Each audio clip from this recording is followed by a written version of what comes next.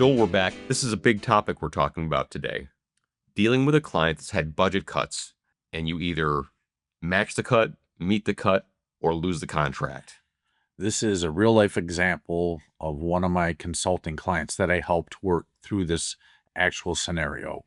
Fill me in here because this looks like disaster all day long to me. It can be disaster. And even when they reached out to me, they figured they were going to lose the account because they're like, there's no way we can get our costs down. So, Joel, the sky's falling.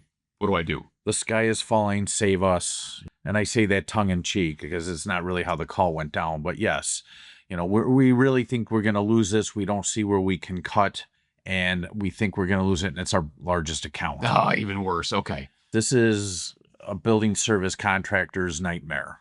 We all know that costs are going up all over the globe, particularly since the pandemic. Sure.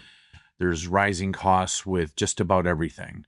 Everything from labor, the insurance world is out of control right now. There's all types of issues with the prices that we're paying to get things into the United States. Oh, just sheer material costs. Yes, because most of the equipment that is purchased in our industry is not made in the United States. It's made outside the United States. It's got to be shipped in. So shipping costs. I have a friend who worked in the chemical side of business, and the shipping costs were driving them insane. I know that this is just happening everywhere, and it's real.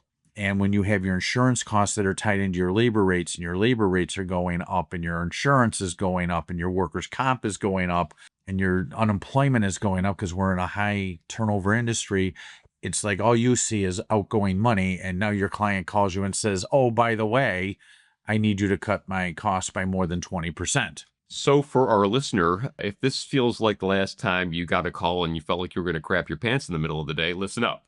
Oh, yeah. There's a lot of that goes on in this industry. So what we started out by doing was they shared all the client information to me, the size of the building, the room types, the floor coverings, the current job expectations, the frequencies. So you're getting a real 360 on the activity in the account. Exactly. How many people they're currently staffing it with, how many hours are they working, how many supervision hours are being attributed to that account each week, how many management hours are attributed to it each week. We took a very holistic approach to it. They told me what the monthly bill was. I multiplied it out over 12 months.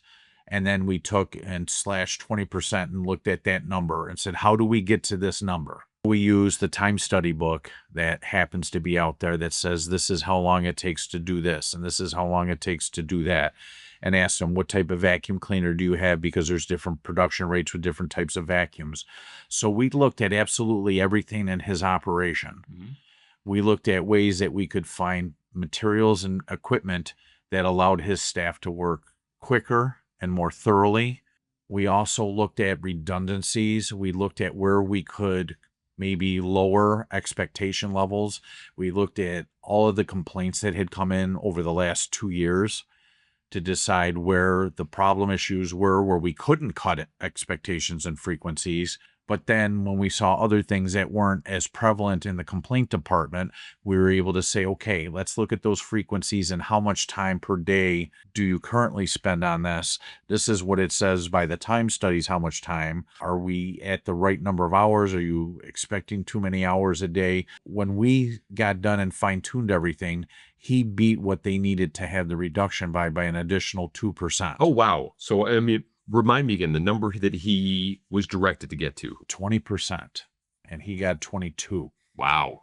Okay. With your direction. He did a lot of it on his own. Okay. I told him the things that he had to look at. He did all the hard work. And when I sat down with him a couple of days later, he says, I've figured it out. We know what the new price is going to be. They even said, okay, well, we normally send our supervisor 5 days a week to this account. We're going to cut that by a day. So he saw some time savings there on the overall cost. And I said, well, is that going to be smart to do? And he said, well, it has to happen in order for the numbers to work right.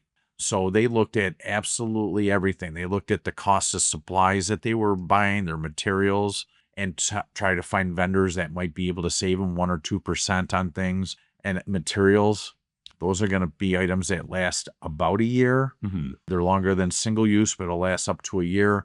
So sometimes he looked at the durability of an item and bought something that was a little bit more, but would last a little longer. They looked at the equipment. They changed over vacuums from uprights to backpacks, things like that, that helped him get the production that he needed to get so that he could cut that price down. Joel, I'm impressed by the point that they considered purchasing to save. I know a lot of companies, not just cleaning companies, they would say, look, we're already trying to cut here. We can't afford a more expensive piece of equipment like a backpack. Not inexpensive by any stretch, but your point that this is going to cut your production time significantly and that owner actually taking it to heart. That's a huge step, and that's a huge step of trust. It is. And the only reason why he believed in that was because early on working with him, he had another project he was working on, and I had recommended a certain type of piece of equipment. He couldn't get the actual piece of equipment that I had suggested through any of his vendors or anything, but he found something that was very similar in fashion and gave similar results. Mm-hmm. And when they did the work with that piece of equipment, they were able to beat the production rates that are out there and therefore became more profitable. And he was able to springboard from that. So it was very easy for him to be able to look at that, knowing that I did not steer him wrong the last time. Mm-hmm. And building on the trust of having used me in the past was definitely helpful for this particular situation. For our listener, cleaning company owner, new or not, they're faced with this challenge. It's going to happen at some point. How do they get in touch with you? How do they get the direction so that they know they're heading in the right place? Well, if they're listening to this podcast, they can even put a comment down in the bottom saying, please contact me with an email, or they can go to my website and contact me through that, which is DocsFS, and that's phonetically David Ocean Charlie, SamFrankSam.com, and leave us a message there, and I will get back in touch with them. Thanks, Joel. You're welcome, Ray.